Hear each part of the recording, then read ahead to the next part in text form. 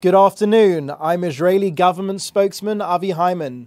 Today is March 18th, 2024, day 164 of the October 7th war. 164 days on, our war aims remain the same. Destroy Hamas, bring home the hostages, ensure that Gaza never becomes a threat to us, ever again. First, we start with an update on IDF casualties from this war. IDF fatalities since the start of the October 7th massacre have unfortunately risen to 593. That's up 3 since last week. The people of Israel grieve with the families of Staff Sergeant Matan Vinogradov, aged only 20 years, who fell this morning. Matan was from Jerusalem and was killed in battle in the north of the Gaza Strip. Command Sergeant Major Uri Moyal, aged 51, from Dimona in southern Israel. Uri was stabbed multiple times in a terrorist attack in the Beit Kama junction. Uri heroically saved the lives of many when he managed to shoot his assailant dead before collapsing himself. Uri was a married father of 3 children. Captain Daniel Peretz was only 22 years old. On Thursday, I told the BBC about my friend Rabbi Doron Peretz, whose son Daniel was injured and taken to Gaza on October 7th. For 163 days, the family had no information about his fate. Last night, the IDF announced that he fell in battle on October 7th, and Hamas is holding his body in Gaza. The IDF and all Israelis share in the terrible grief of their families. We will continue to accompany them at this unbearable time. Our hearts go out to all the families of those soldiers killed in action, as well as those who were murdered, taken hostage, and wounded. May their memories be a blessing. Now for an update on Ramadan in Israel. Israel maintains the freedom of worship while taking care to protect public safety. This year and every year, the Ramadan prayer routine is being maintained. In the past few days, tens of thousands of worshippers entered the Temple Mount, and prayers are taking place in an orderly manner. Meanwhile, terrorist organizations are spreading incitement and fake news on social media in order to encourage violence and disrupt the Ramadan routine. Now for an operational update from our war to destroy Hamas in Gaza.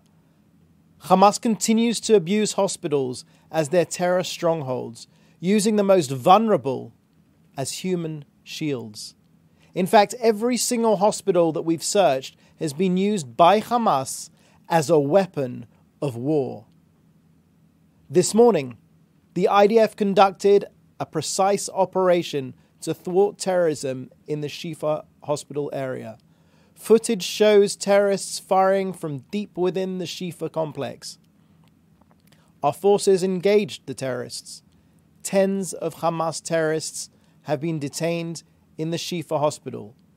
I can now confirm that Faik Mabuchoch, head of the Operations Directorate of Hamas's internal security, was killed. He coordinated Hamas terrorist activities in the Gaza Strip. He is no more. Elsewhere, a short while ago, a suspicious aerial target crossed into Israeli territory from the Red Sea and fell into an open area north of the city of Eilat. The target was monitored by IAF forces. No damage was caused and no injuries were reported. Now an update from the north of Israel. Overnight, IDF fighter jets struck a Hezbollah military structure and an observation post in the area of Ramyeh Yesterday, on Sunday, Hezbollah targets were struck in the area of Nakura. Next, I want to give you an important update from COGAT, which coordinates and facilitates humanitarian aid entering Gaza. Yesterday, 239 humanitarian aid trucks entered Gaza via the Kerem Shalom and Nitzana. 179 packages were airdropped over northern Gaza. We will continue expanding efforts to deliver humanitarian aid to the Gaza Strip. Yesterday, the Prime Minister welcomed German Chancellor Olaf Scholz to Jerusalem. After the meeting, the Prime Minister said, "We will operate in Rafah. This is the only way to eliminate Hamas's murderous brigades, and this is the only way to use the military pressure necessary to free all of our hostages. We have approved the operational plans for action in Rafah, including advancing the steps to evacuate the civilian population from the combat zones. This is an essential stage ahead of the military action."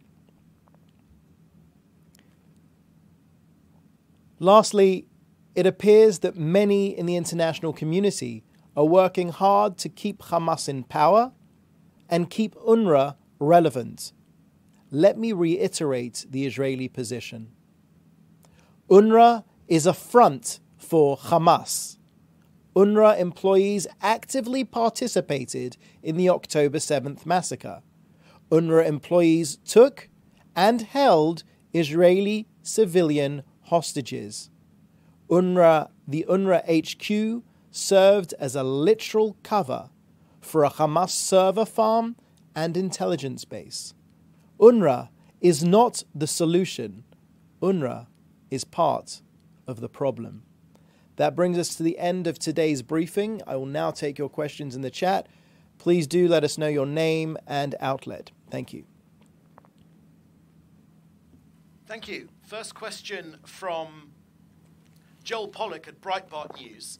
Does the Israeli government believe that the US Senate is holding military aid back until there are new elections in Israel? Joel, thank you for your question. I won't make the mistake of wading into American politics. I will reiterate what the Prime Minister has said, which is that we are a sovereign nation. We are not a banana republic. We are fighting a war for our very existence. We are fighting for another day of the Jewish state. We're fighting for the future of our children. We will continue on our just war to defeat Hamas, to bring home the hostages, and to ensure that Gaza never becomes a threat to Israel again. Thank you. Question from Leo Soroka at the Washington Post. A senior Israeli official told the Israeli media that negotiations regarding the hostage deal will last at least 2 weeks and will take place in front of Sinwar and not in front of the mediators. Can you relate to these reports? I think the answer was in the word reports. I can't speak to unnamed sources in the Israeli government or other governments. What I can say is that one of our main war aims, as stated again and again from the beginning of the war, is to free every last hostage. Now, we've seen there's a historical precedent as to how to achieve that, and that is military pressure. Military pressure coupled with diplomatic pressure. We will continue on both fronts. We will continue upping the military pressure on Hamas while working the various diplomatic channels to ensure that every last hostage is brought home. This is a crime against humanity, and they need to be with their families now. Thank you. Question from Mark Weiss at Khan English Radio. Is there an estimate how long it will take to safely evacuate all the civilians from Rafah if and when we get to that stage?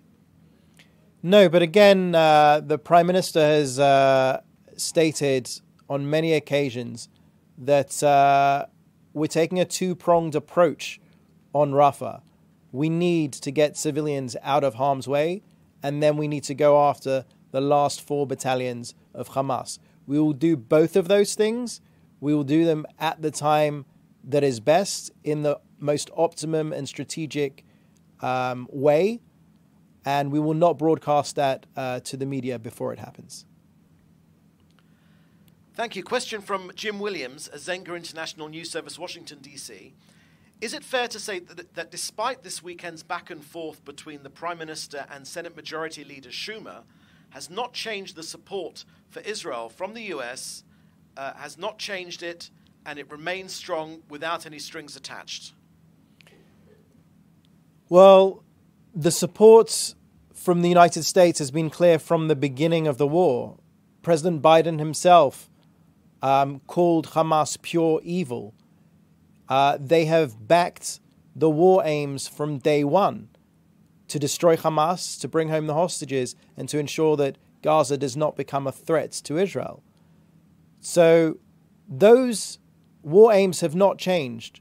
We will stick to our guns and continue on to destroy Hamas.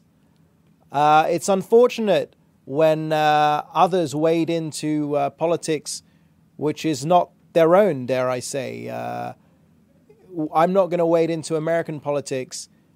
Israel is a sovereign state, and I would ask others not to wade into Israeli politics. The point is clear. The vast majority of Israelis support Prime Minister Netanyahu's war aims.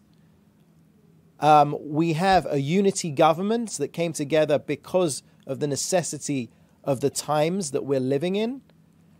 And from the most latest polls that we've seen, more than 82% of Americans support Israel, against Hamas in this war.